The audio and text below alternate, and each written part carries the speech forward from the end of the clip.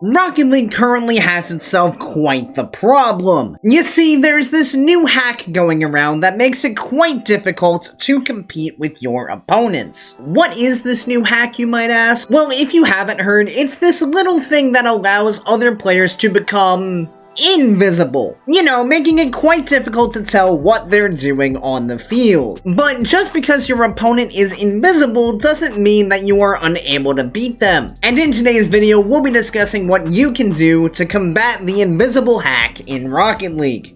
So we're going to be looking at a game of 1v1 played against this fantastic player, Road to Ice Titan. Now let me tell you, this player is something special. He does things on the field that I've never seen before, but we're really going to focus on how we're able to fight back against this player's special brand of Rocket League. Now in the live game, what's going to happen is that nameplate is simply not going to move from the spawn location. It's just gonna stay there from the kickoff through the entire play. But that doesn't mean the player is simply sitting there. No, instead the player is running around playing normally. You simply can't see them, which creates a couple of issues. Now in the replay here, the nameplate is going to move in a rather glitchy fashion, but just know that during the actual game, there was no indication as to where this player was moving, except for one very important feature on the field that if you do come up against any invisible players, you will need to keep an eye on in order to kind of get an idea of where this player is.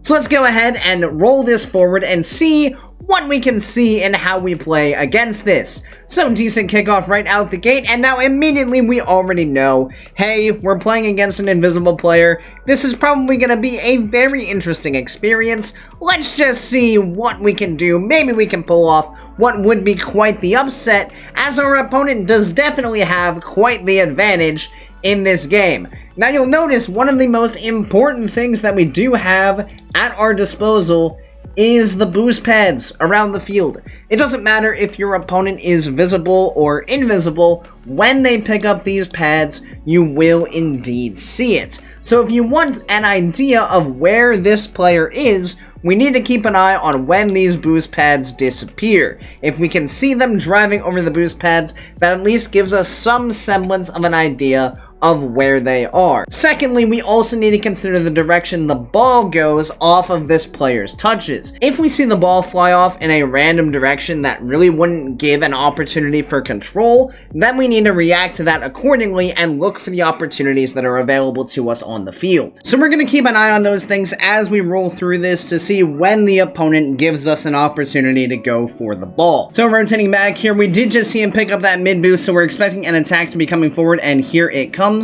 Recognize that it's not on target, and now here's the important thing. We just saw the opponent go for a shot on target that was off, but that means that they were probably flipping towards the net, or at the very least jumping towards it when they took that shot. So now it's all about capitalizing on the fact that they are probably in the net and counter-attacking accordingly, which is exactly what we're going to see here as we turn this ball around. We can see the opponent trying to sprint back here, but we are just going to be fast enough and actually take the 1-0 lead early on.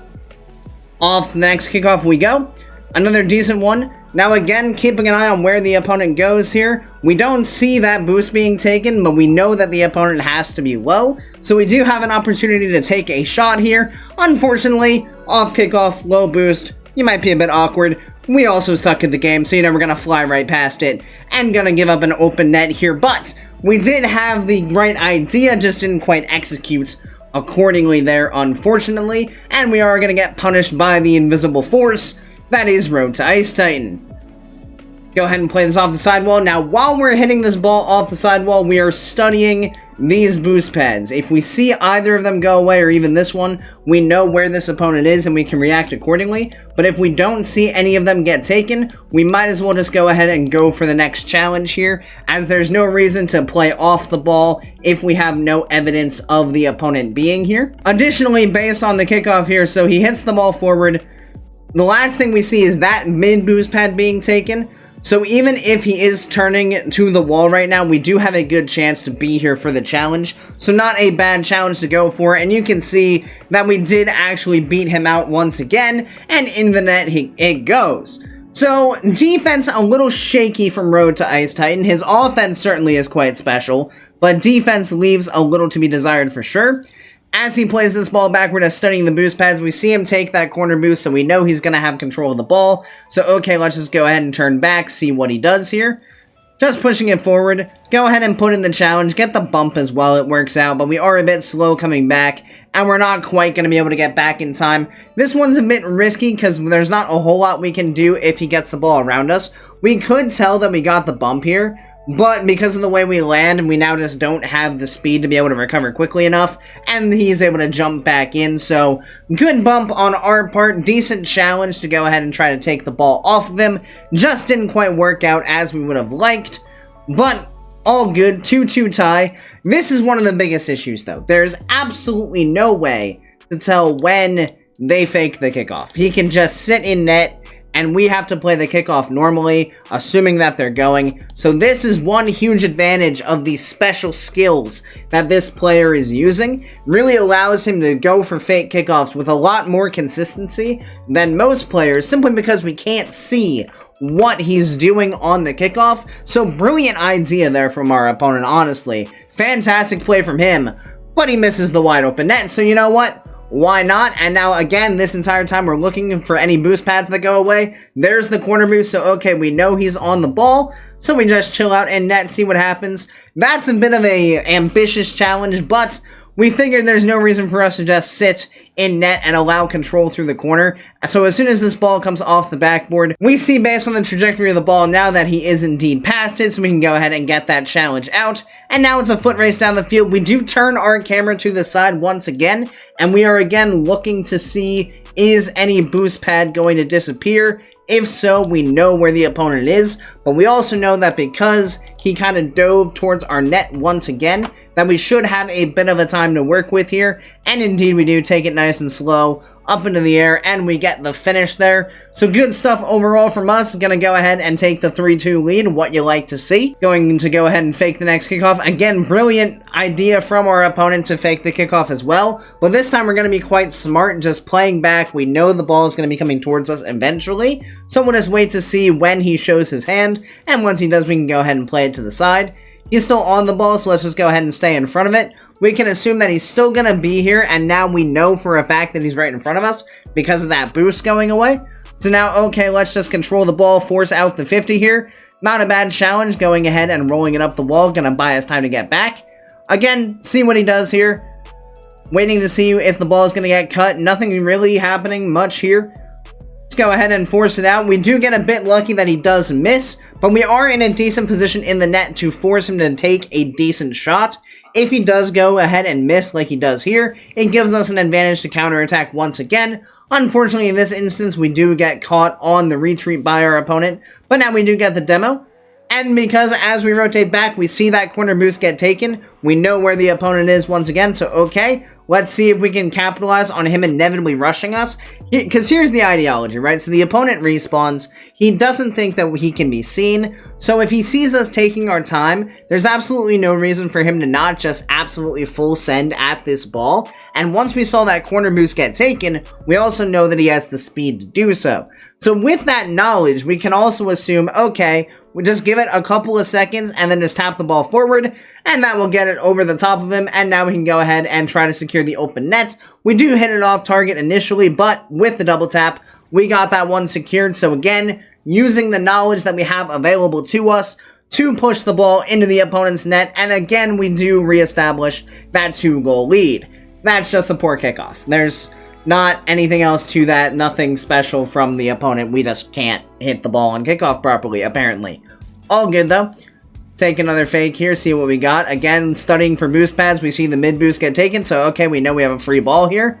Pop it downfield, just watching where boost pads get taken. We see him going back towards the net.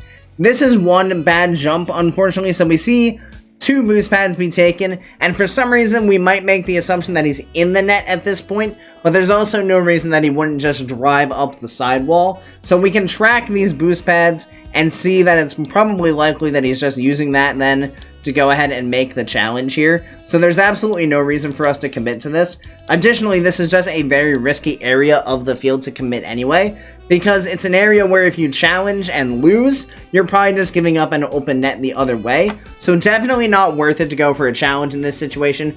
Could have just stolen his boost and gone back and waited for the next touch, rather than diving in when we didn't need to. Luckily, the counterattack is quite slow, and we do get back in time, and this is one of the big moments where we talk about the direction of the play of the ball, and the fact that it's highly unlikely that he'll be able to follow this up, because we do see him approaching from this direction, but the ball goes over to the side.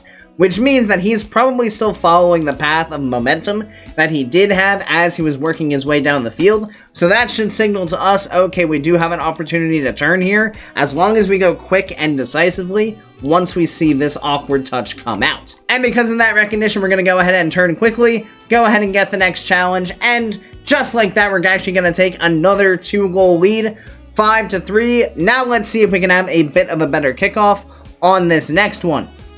Approaching we go, decent kickoff over to the side, that's fine. Again, checking to see where the boost gets taken, we just see it get taken there, so okay, no reason for us to dive in. Let's play a bit patient. He has control, so we can also kind of tell what direction the car is going based on how the ball behaves. We see him cut to the left, so now, okay, we know we need to make a save. We're right here for it. Let's go ahead and recover out of this. Maybe we can get a counterattack. Not quite, we do get bumped, but we are going to stay on this. Again, not overcommitting here. This is also very important. So we tap this ball up. It'd be real tempting to go ahead and just jump for this and try to shoot the ball, but we also know that we just got bumped. We haven't seen any boost pads far away from us get taken, so it's highly likely that this player is still right on this play. So let's just wait and see him go for the touch, and then we can go ahead and turn around. Highly unlikely that he gets any kind of booming shot on target in that situation. And again, we can just play patiently, cut off the angles to the net, and secure our corner boost for ourselves. We get bumped here. No way for us to avoid that. There was no information that we had available to us because we take this boost, we turn around. There's no information of where he is. We might have figured out that that boost pad, the small one between the two big ones, was taken. But again, we're not really looking for that in the current moment. But we do get around. We do get control. We get bumped out again. But all good. Again, just looking for where he is. This is a bad jump forward. This could have ended rather poorly. Again, I think the assumption here is that he's going to the back corner, but when you have a player playing with the skill that this one is, you can't afford to make those assumptions, so no reason to jump there, but he does end up going to get that corner boost, which we do note, which allows us to get the mid, and now we can play patiently back, go ahead and get the save. Again, keeping an eye for what's going on, we see that that pad get taken, and yet for some reason we still jump out of the way. So this is just a lack of reaction. So we see that pad get taken, and for whatever reason we still decide to jump here, even though it should have been fairly obvious that he was right there. Go ahead for the next kickoff. Again, beautiful fake by the opponent. What a big brain play. Go ahead and take the challenge here, and again, this is all about just watching the boost pads. We see him take that one. We see him take that one. As soon as we see that boost pad get taken, that is our signal that we will be first to this ball if we just go. Which we do indeed just go. Go ahead and get a nice recovery here. Looking for boost pads to get taken. We saw that one out of the corner of our eye. As this camera turns, there's that boost pad right here. We're going to watch that one get taken, which is going to tell us that we have a split second here to just put the ball on target. There it is getting taken. So as long as we put this ball towards target, any demo that happens is just going to result in the ball going into the net. And just like that, we reestablish our 2-goal lead with just over 2 minutes to go. Playing smart in this game is what it's all about. Don't want to commit to the mid boost here, just calmly rotate back. Keep an eye on what's going on. Pop to the backboard from our opponent, not much doing there. Avoid the bump. Again, right here, we're kind of assuming that he's going to be moving at full speed. We see that pad get taken. So we don't want to just sprint out towards this ball because it's highly likely, because of the speed that he's coming at, that he's trying to intercept our path to this ball. So we just take a little bit of extra time, go ahead and get the touch around, put this ball directly on target, and that's going to give us the forfeit from our opponent. Despite his amazing offensive skill, he simply left the net open a little too much, allowing us into the game a little more than he'd probably like to, not really taking advantage of the mass skill difference that he did have in his favor. Obviously, this is a horrible situation overall, right? We shouldn't be in a situation where we have to play against an invisible player, but until Epic and Psyonix do shut this down, it is something that you guys should be wary of and should have a plan in case you come against it. Just remember, as you're going through these games, focus on the direction the ball is going and when the boost pads around the field get picked up to try to figure out exactly where your opponent is is and what they're planning on doing. Because there is really nothing more satisfying than coming up against someone who's trying to play with an unfair advantage and still being able to beat them. And just make sure that you do report the accounts after the matches so that we can hopefully get this issue resolved rather quickly. Of course, thank you guys so much for watching. I really do appreciate each and every one of you that made it to this point in the video. I do hope you enjoyed it. If you did, make sure you click that subscribe button right down below so you make sure you don't miss any future Rocket League content. Additionally, if you'd like to be a bit more involved in the community we're building here, feel free to join my Discord, which I'll have linked down in the description. And as always, I hope you guys have a great rest of your day, and I'll see you next time. See you later, guys.